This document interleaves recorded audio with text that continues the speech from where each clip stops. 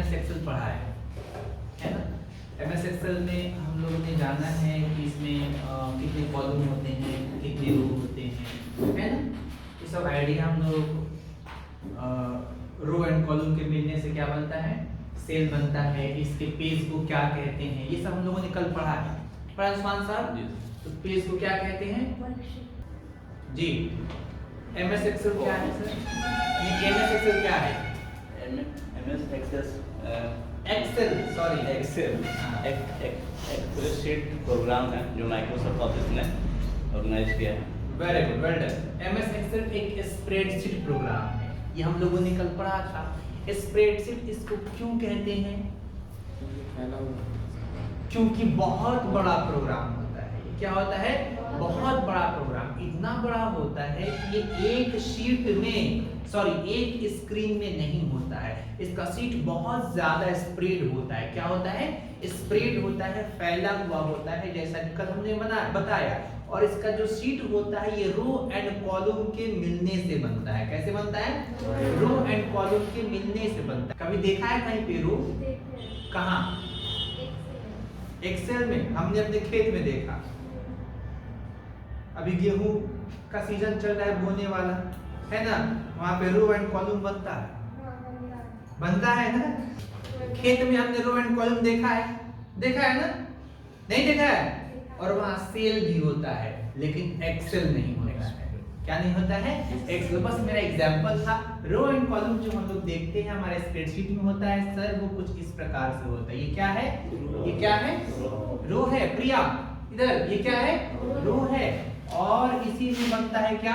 Column. और इन सब के बनने से क्या होता है? एक स्प्रेडशीट तैयार होता है ना। जिस स्प्रेडशीट में कॉलम जब मिलते हैं, इंटरसेक्ट करते हैं, तो वहां पे सेल पैदा होता है। क्या पैदा होता है जी? सेल, है ना। यानी सेल का मतलब ये वाला, ये क्या है? ये सेल है, जिसमें कॉलम को स्प्रेडशीट में कॉलम को ABC यानी अल्फाबेट से इंडिकेट किया जाता है। ये कौन सा कॉलम है? कौन सा कॉलम है? A। और ये कौन सा कॉलम है? D। और ये कौन सा कॉलम है? C। इसी प्रकार से रो को 1 2 3 4 5 यानी रो को इंडिकेट किया जाता है डिजिट से 1 2 3 4 5 तक। ये डिजिट जाता है 1 से लेकर 10,48,576। कितने रो होते हैं इसमें? 10,48,576। Is it clear? और ये कॉलम जो आपको दिख रहा है ABC, अभी 3 दिख रहा है, ऐसे 3 नहीं बल्कि 16,384 इसमें कॉलम होते हैं। ये हमने कल आपको बता दिया। और इसके साथ साथ हमने इसमें कल बताया ये भी था कि हम लोग इसमें PF DA HRA भी निकाल सकते हैं, राइट ना। PF DA HRA जैसे अकाउंट को भी हम लोग इसमें क्या कर सकते हैं सर? मैनेज कर सकते हैं, व्यवस्थित कर सकते हैं, है ना। PF जो होता है, PF का जो पैसा कटता है, उसी पैसे से जो है कंपनी क्या करती है? आपके ऊपर खर्च करती है। अगर बीच में कोई कोइंसिडेंस होता है, कोई दुर्घटना होता है ना आपके साथ, तो कंपनी उसी पैसा का। और DA का मतलब होता है डियरनेस अलाउंस, महंगाई भत्ता। कुछ याद आ रहा है? जब हम लोग कंपनी में किसी कंपनी को बेसिक सैलरी पे ज्वाइन करते हैं, basic salary in the sense हमने कल बताया था कि बेसिक सैलरी सपोज दैट 20,000 में हम कंपनी को ज्वाइन करते हैं, तो क्या आप उस कंपनी को 30 साल तक 20,000 पे ही ज्वाइन रखोगे? 30 साल में जमाना कहां जाएगा? और उस जमाने को क्या आप 20,000 में सरवाइव कर पाओगे? कर पाओगे सर? तो इसलिए कंपनी क्या करती है कि आप उसके कंपनी में बने रहो, आपकी बेसिक सैलरी में हर साल या 3 साल ऐसा कुछ उसका रूल होता है। अलग अलग कंपनी का अलग अलग रूल होता है कि हम 3 साल पे सैलरी आपका बढ़ाएंगे। किसी का हर साल 500 बढ़ाएंगे, 1000 बढ़ाएंगे, ऐसा होता है ना। तो जो बेसिक सैलरी है, उस बेसिक सैलरी में हर साल या फिर 3 साल के बाद कंपनी जो आपको और पैसा उसमें ऐड करके देती है, उस पैसे को डियरनेस अलाउंस कहा जाता है। समझ में आ रहा है? उस पैसे को क्या कहा जाता है? डियरनेस अलाउंस कहा जाता है। कोई कंफ्यूजन किसी को? नहीं ना? बहरहाल यहाँ तक कोई कंफ्यूजन नहीं है। आगे बढ़ते हम लोग देखते हैं यहाँ पे। आज हमने पढ़ा है common scenarios for using MS Excel include, यानी एमएस एक्सेल का कुछ कॉमन सिनेरियो जिस पे हम लोग काम करते हैं। कॉमन का मतलब क्या हो गया सर? आमतौर पे एमएस एक्सेल में जो काम होता है, जो वर्क होता है, उस पॉइंट को हमने क्या कर दिया है? पॉइंट आउट कर दिया है। बड़ी सरसरी अंदाज में हम क्लियर करते हुए जाएंगे, है ना? ये बहुत बेहतरीन समझने की चीज है। हम लोग आगे बढ़ते हैं। हमने क्या देखे यहाँ पे? अकाउंटिंग। ऊपर हमने लिखा है कॉमन सिनेरियो। सिनेरियो का मतलब क्या होता है? सिनेरियो का मतलब क्या होता है? परिदृश्य, विजन। विजन, हाँ ठीक है। और इसका बेहतरीन अनुवाद जो होता है वो होता है योजना। क्या होता है? योजना। यानी कुछ सिनेरियो, कुछ योजनाएं जो हम लोग एक्सेल के द्वारा बनाते हैं या फिर उसमें यूज करते हैं, वो पॉइंट हमने आपके सामने रखा है। पहला हम क्या कर सकते हैं इसमें सर? अकाउंटिंग कर सकते हैं। एक्सेल में क्या कर सकते हैं हम लोग? अकाउंटिंग कर सकते हैं। अब अकाउंटिंग का बड़ी बेहतरीन डेफिनेशन हमने टैली की क्लास में दिया था। उस्मान साहब, अकाउंटिंग क्या होता है? अकाउंटिंग किसी भी बिजनेस को हाँ। स्टार्ट करने के लिए, उसको बायोडाटा को रखने के लिए अकाउंटिंग का यूज करते हैं। Accounting is a process. Accounting क्या है? एक प्रोसेस है। अकाउंटिंग उस प्रोसेस का नाम है जहां पे आप अपने बिजनेस के ट्रांजैक्शंस को एक सिस्टमैटिक मैनर में रिकॉर्ड करते हो। अपने बिजनेस के ट्रांजैक्शन को सिस्टमैटिक मैनर में रिकॉर्ड करने की प्रक्रिया को अकाउंटिंग कहा जाता है। कितना आसान है ना? समझ में नहीं आया क्या बोले हम? जो आप बिजनेस करते हो, सपोज दैट किसी भी प्रकार का बिजनेस, आलू प्याज का बिजनेस है ना, बड़े पैमाने पे करते हो, तो क्या परचेज हुआ, क्या सेल हुआ, ये आपको नोट करना पड़ेगा। तो क्या परचेज हुआ, क्या सेल हुआ, ये जो नोट करते हो, इसी को तो अकाउंटिंग कहते हैं। इसी को क्या कहते हैं? अकाउंटिंग कहते हैं। समझ में आया ना? तो अकाउंटिंग क्या है? एक प्रोसेस है, एक प्रक्रिया है, एक मेथड है क्या करने का?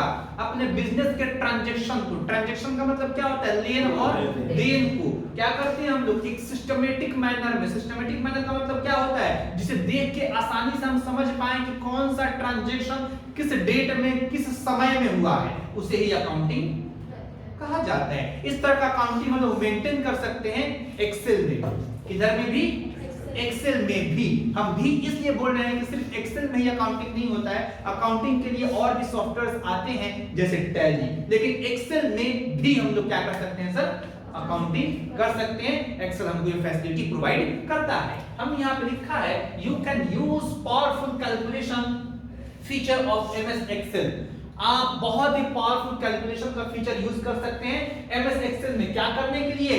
किसी भी प्रकार के फाइनेंशियल अकाउंटिंग के स्टेटमेंट को तैयार करने के लिए, किसी भी प्रकार के फाइनेंशियल अकाउंटिंग को स्टेटमेंट, फाइनेंशियल अकाउंटिंग के स्टेटमेंट को तैयार करने के लिए। और फाइनेंशियल अकाउंटिंग क्या होता है? वित्तीय लेखा जोखा। हिंदी में क्या कहते हैं इसको? वित्तीय लेखा जोखा। एक और लहजा में दे दूं आर्थिक लेखा जोखा, एक और लहजा में दे दूं कैश फ्लो। आपके बिजनेस में कैश का फ्लो किस प्रकार से हो रहा है, कहां से कितना कैश आया, कहां पे कितना कैश गया, समझ में आ रहा है? ये इसे कहते हैं क्या? Financial accounting. तो ये जो फाइनेंशियल अकाउंटिंग होता है, इसको बड़ी ही बेहतरीन तरीके से हम लोग फॉर्मूला का यूज करके एक्सेल में मेंटेन कर सकते हैं। ये फीचर बता रहे हैं। कैसे करेंगे ये नहीं बता रहे हैं, कैसे करेंगे हम लोग आगे देखेंगे। यानी फाइनेंशियल अकाउंटिंग हम लोग कर सकते हैं कहां पे सर? एमएस एक्सेल में। ये फैसिलिटी हमको एक्सेल प्रोवाइड करता है। For example a cash flow statement. हमने कहा ना cash flow statement. Cash flow का मतलब क्या होता है भाई? हमारे बिजनेस में कैश का ट्रांजैक्शन, लेन देन किस प्रकार से हो रहा है, कहां से कितना आ रहा है, कहां पे कितना जा रहा है, और किस केस में खर्च हो रहा है। किस केस इन द सेंस मतलब परचेज करने में हुआ है, सेल्स करने में हुआ है, रूम रेंट देने में हुआ है, ट्रैवलिंग एक्सपेंस देने में हुआ है, वेजेस देने में हुआ है। वेजेस का मतलब समझते हैं आप लोग? जी। क्या होता है? तनख्वाह, मजदूरी। है ना, और सैलरी का मतलब तनख्वाह होता है ना, और कैरियर्स इनवर्ड देना है। कैरियर्स इनवर्ड का मतलब क्या होता है? हाँ, ये सब अकाउंटिंग का वर्ड है, सब आपको पढ़ना पड़ेगा, है ना। कैरियर्स इनवर्ड का मतलब क्या होता है? ढुलाई। अब ढुलाई समझते हो? अच्छा, ठेला देखे हो? ठेला है ना, तो स्टेशन पे हमारा माल आ गया, सपोज दैट हम एक बिजनेसमैन हैं, वहां से ढो के लाना है, समझ आ रहा है? उसे क्या कहते हैं? ढुलाई। नहीं समझ आ रहा? तो कैरियर इनवर्ड उसको अंग्रेजी में कहा जाता है। Is it clear? तो ये सारी चीजें क्या करना हो आपको, इसका स्टेटमेंट तैयार करना हो तो आप क्या कर सकते हो सर? आप अकाउंटिंग आप एक्सेल में से तैयार कर सकते हो। इनकम स्टेटमेंट यानी आप अपना इनकम स्टेटमेंट तैयार कर सकते हो। प्रॉफिट एंड लॉस स्टेटमेंट भी आप इसमें क्या कर सकते हो? तैयार कर सकते हो, यानी क्या प्रॉफिट हुआ, क्या लॉस हुआ, ये सारी चीजें आप क्या कर सकते हो सर? एक्सेल में बना सकते हो। अब कैसे बनाओगे ये हमने अभी नहीं बताया, ये हम लोग आगे देखने वाले हैं। आगे हमने यहाँ पे लिखा नेक्स्ट क्या है सर? बजटिंग। क्या लिखा हमने सर इसको? बजटिंग। बजट से आप कुछ समझते हो? अनुमान लगाना। ऐसा कभी कुछ वर्क किया है बजट पे आपने अभी तक? फिलहाल एक जून में चल रहा राजगीर को लेकर। अरे बेहतरीन, माशाल्लाह। फिलहाल इंस्टीट्यूट में चल रहा है राजगीर जाने के लिए, बेहतरीन। और बजट आप कभी की हैं? इन लोग बजट कहाँ जानती हैं? नहीं जानती। ये तो ईद में जाता है, एक कपड़ा या 3 कपड़ा पसंद आता है, इन लोग बजट के बारे में क्या जानेंगे? Right wrong? 3 से कम पसंद नहीं है, आप ही को लेके चले जाते हैं, बोले एक पसंद कर लो आप ही, तो ये भी पसंद है, ये भी पसंद है, इसमें से एक करना है। तीनों आ गया तो क्या करूं मैं? ऐसे तीनों आ गए तो क्या करूं मैं? हमको तीनों पसंद है, लो। अब चेक करते हैं इधर बजट है या नहीं है कि नहीं? तो इन लोग बजट के बारे में क्या पता? आप लोगों को पता है क्या होता है? बताइए। किसी भी काम को करने के लिए हमारे पास जैसे पैसे होते हैं, तो बजट पैसे होते हैं, उसी को बजट बोलते हैं। सेटिस्फैक्शन नहीं हुआ है ना, हमको थोड़ा सा डेफिनेशन चाहिए जी। बजट से क्या समझते हैं सर? बजट अगर कहीं जाना हो या कुछ भी करना हो तो सारे मतलब हिसाब किताब बराबर रखने के लिए उसी हिसाब से पैसा मतलब सारा जरूरत पूरा करना। यस, बजट का मतलब होता है कि सर हमारे पास एक राउंड फिगर दे दिया गया है ना। हमारी बहन की शादी है। किसकी शादी है? बहन की शादी है। हमको 15 लाख रुपया दे दिया गया। कितना दे दिया गया? 15 लाख रुपया दे दिया गया और कह दिया कि इतना में तुमको शादी का पूरा मैनेजिंग कर लेना है। अब हम वहां पे बैठेंगे कॉपी और पेन लेके और तैयार करेंगे कितने में हम लोगों को खिला देंगे। समझ रहे हैं? कितने में लोगों को हम मतलब मेहमान नवाजी कर लेंगे। फ्रीज हमारा कितने का होना चाहिए, अलमीरा हमारा कितने का होना चाहिए, यानी टोटल सामान का पहले ही हिसाब और किताब करेंगे। वो 15 लाख रुपए जो हमको दिया गया है उसी में, उसी को क्या कहता है? बजट।